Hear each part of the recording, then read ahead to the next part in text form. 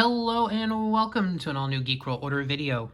Randy here, and today we are looking at the GIJoe Classified Series Dial Tone figure.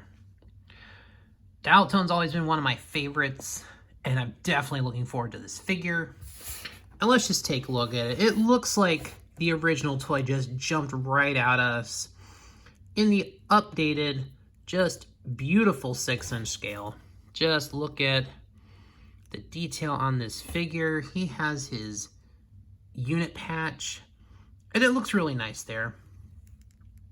But yeah, he's got his tan shirt, his green vest, which he's got the hard goods vest, so little limited. It limits his articulation just a little bit.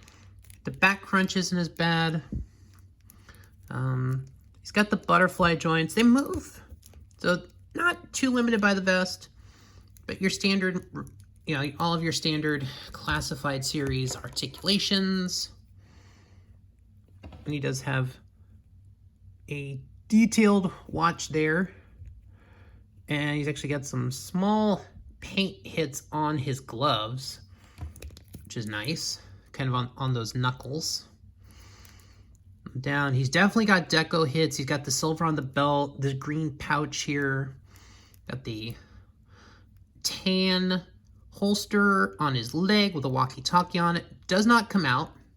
The green knee pads, the pants, and there is like molded texture in the pants, which actually looks really nice.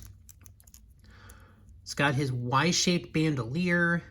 A lot of little silver hits on the metal pieces, his grenade, the flash up here on the beret, which it does come off, so there is the head sculpt. Nice head sculpt details. He has a earpiece molded into his ear, so that's a nice detail there. So, and the beret fits very nice. This might actually be one of the best fitting berets we've gotten out of the classified line. As there have definitely been some others that have been a lot looser, and actually he stands really nice. So I think some of the, at least as far as I'm seeing, I think some of the QA concerns have been mostly addressed. Like, he does have these green boots, got your standard kind of the tilts and rockers. He has a sheath on his leg here, which he does have a knife, which is molded in all black. Just a basic knife, got a little bit of detail in the hand. Of course, goes into the hand very easily as far as accessories go. So that's going to go there. He does have some other accessories. He has this small data pad here, which I believe, which can go right here.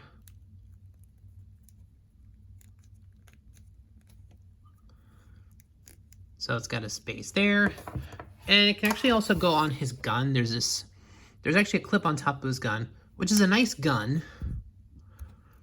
And the clip comes out, but this particular one is very nicely molded in the fact that that goes in there I actually had to apply a little pressure to get that out. So I'm okay with that. So he has a gun. It's got this little clip up here, right? So you can just slide that in there.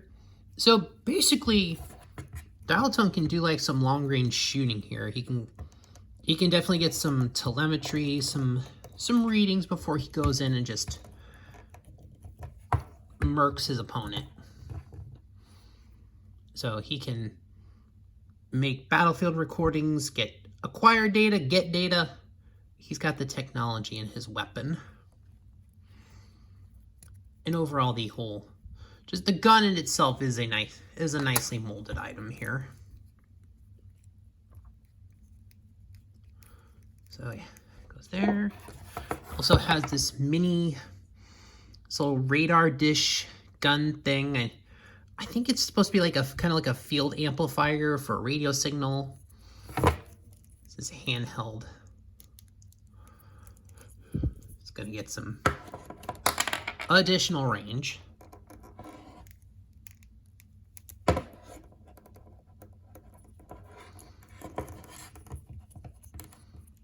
Although, it fits a little awkwardly in the hand, but it's fine. Dial-tone, put your hat back on. But as far as the accessories are nice, but of course, the main event when it comes to dial-tone is his backpack. And the Classified Series delivers on it. So there it is. So first you have the brown base here, just the backpack. It's got silver hits on these buckles, this little side piece here. But the silver finish paint on this is just beautiful. Just fantastic. And it does have the arm that's basically going to be like an eyepiece, I believe. But let's put the arm up. I'm gonna put that there. I'm just gonna make sure we're lined up on everything. Okay, it goes in there very nicely. This backpack's probably gonna make him very top heavy, I'm assuming. Yeah, we're gonna have to find a good pose for him. All right, so yeah. It goes all the way down to his shoulder. So yeah, probably like a mouthpiece. I guess you could technically make it an eyepiece technically it goes over like the middle of his face, but you could feasibly pretend it's an eyepiece. Basically, eyepiece, mouthpiece, whichever way you want to do it, it's your toy, so you can pretend it's whatever you want it to be. But overall, you cannot. That's the thing, I cannot say enough about this figure. I love this figure.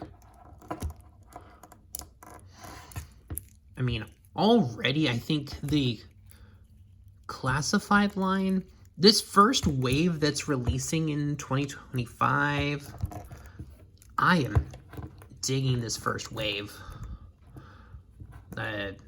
This is part of the wave that has Xandar, Leatherneck, Saw Viper. These are all very good figures, but I think Dial-tone absolutely delivers. This is a figure I've wanted in this line for so long, and I am very glad we have this figure. The Classified line just really keeps giving us what we want. That's what we wanted with Classifieds. We want these figures to look like the toys, the cartoon characters that we had. And I am digging it. And honestly, Dial-tone might be my favorite out of this wave. The whole wave has just been particularly good, but I had some expectations with Dial-tone, and I think Hasbro delivered on it. This figure is beautiful. The deco hits pop very nicely. And overall, this is what I wanted out of Dial-tone. And the backpack. Absolutely nailed the backpack. And even there's like some wire details in the back of it, which are very nice. So this looks, just from, comparing to the one that came with the 1986 toy, is so different. Like, this is exactly the update and just more, as realistic as you can get for a contraption like this. This thing pulled it off. So it makes Dial-tone a fantastic figure. And I think that'll do it for this review, guys. Thank you for watching. Of course, please like, share, comment, subscribe, all those things that help the algorithms. And I'll see you all in the next one.